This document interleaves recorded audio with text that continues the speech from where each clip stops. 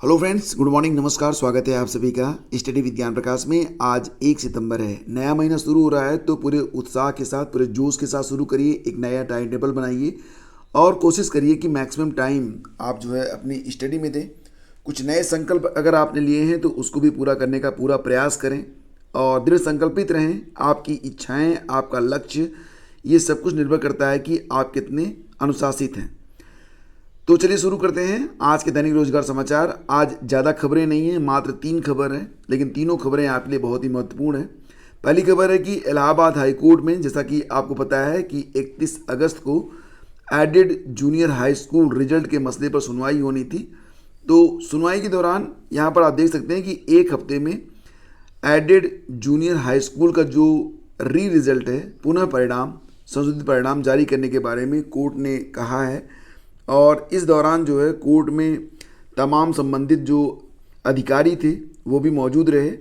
Allahabad high court ने परीक्षा नियामक प्राधिकारी, अशासकीय सहायता प्राप्त जूनियर हाई स्कूल में सहायक अध्यापकों के 1504 और प्रधानाध्यापकों के 390 पदों पर भर्ती के लिए आयोजित परीक्षा के संशोधित परिणाम एक हफ्ते में जारी करने के निर्देश दे दिए हैं। मैंने कल आपको बताया भी था कि पुराने परिणाम को रद्द करने का जो संस्तुति है, जो सहमति है, वो भी शासन ने प्रदान कर दी है। तो अब कोई भी अड़चन नई रिजल्ट में या नए रिजल्ट को डिक्लेयर करने में अब बाकी नहीं है। सारी बातें बिल्कुल क्लियर हो चुकी हैं। पुराना परिणाम जो है वो रद्द हो चुका है। नया परिणाम जारी करने के बारे में कोर्ट ने आदेश दे ही दिया है। तो अगले 1 सप्ताह के अंदर पॉसिबल है कि आपको संशोधित परिणाम देखने को मिल जाएगा। तो यहाँ पर सुनवाई के दौरान बेसिक शिक्षा के विभाग के संयुक्त सचिव कामता प्रसाद, सचिव परीक्षा नियामक प्राधिकारी अनिल भूषण चतुर्वेदी मौजूद रहे। उन्होंने कोर्ट के समक्ष अपना व्यक्तिगत हलफनामा भी प्रस्तुत किया है और बताया कि मामले में संशोधित परिणाम जारी करने को लेकर शासन ने 30 अगस्त को आदेश जारी कर संशोधित परिणाम जारी करने की अनुमति प्रदान कर दी है। एक हफ्ते में परिणाम जारी कर दिया जाएगा और इस पर कोर्ट ने दोनों अधिकारियों की पेशी से छूट दे दी है। निर्देश दिया कि एक हफ्ते में मामले में जो रिजल्ट है उसको जारी कर दिया जाए। तो चलिए, एक मसला तो बिल्कुल क्लियर हो गया और जो रिवाइज रिजल्ट है वो आपको आने वाले 3-4 दिनों के अंदर ही देखने को मिल सकता है।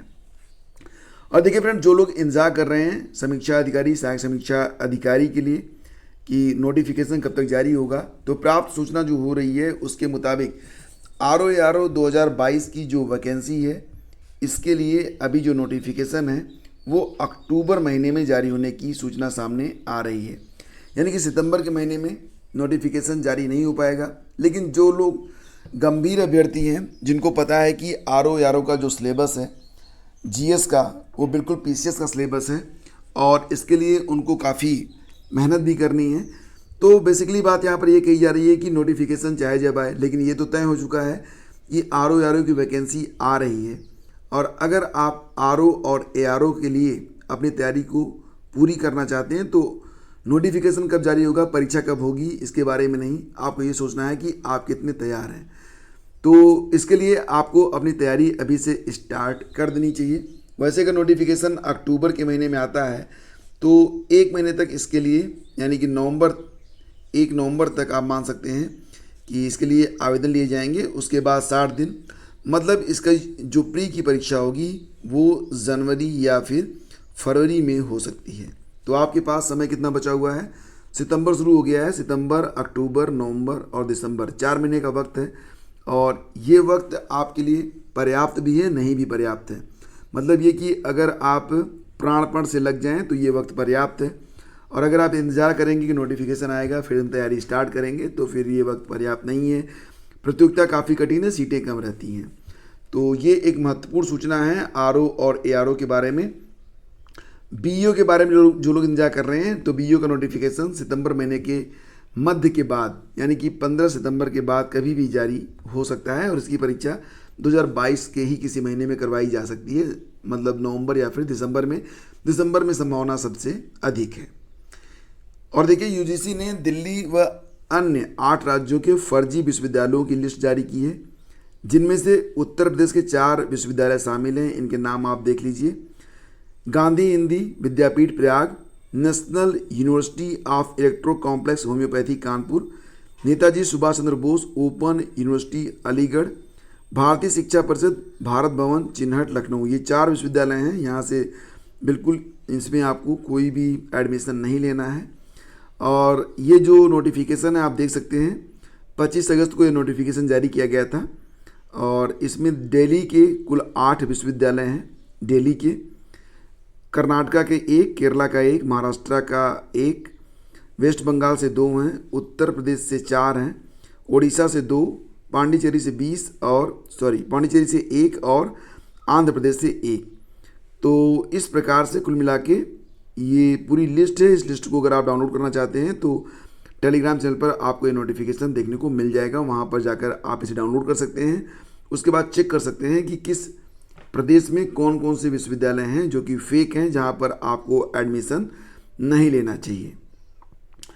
और हाई कोर्ट ने कहा कि केंद्र व राज्य सरकारों को नहीं, केवल संसद को अधिकार है। ओबीसी जातियां एससी में लाने की अधिसूचनाएं रद्द की गई हैं। यानी कि जो लंबे समय से एक बहस चल रही थी कि उत्तर प्रदेश की कुल 18 जातियों को एससी में बदला जाएगा, तो फिलहाल ये सारी बातें अब ख़त्म।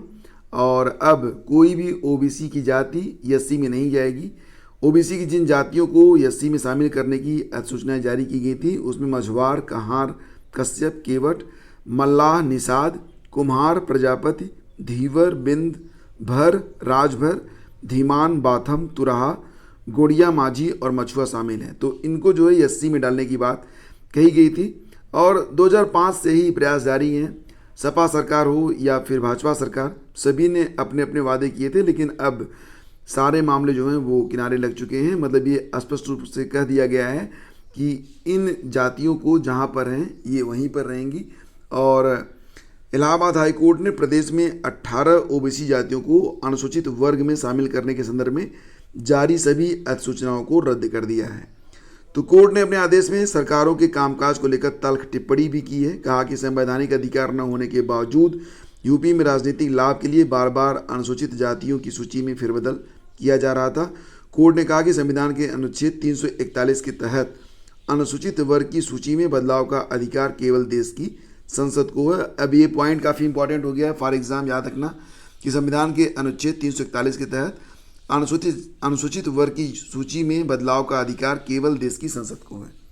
केंद्र व राज्य सरकारों को इस सूची में बदलाव करने का कोई अधिकार संविधान ने नहीं दिया है।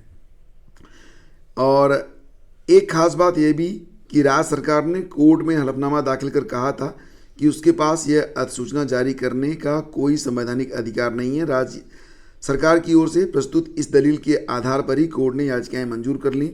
यह आदेश मुख्य न्यायमूर्ति राजेश बिंदल एवं न्यायमूर्ति जे मुनीर की खंडपीठ ने गोरखपुर के डॉक्टर भीमराव अंबेडकर ग्रंथालय एवं जन कल्याण समिति की 2 जनहित याचिकाओं पर सुनवाई के बाद दिया है। तो 2005 से जारी है ये कोशिश।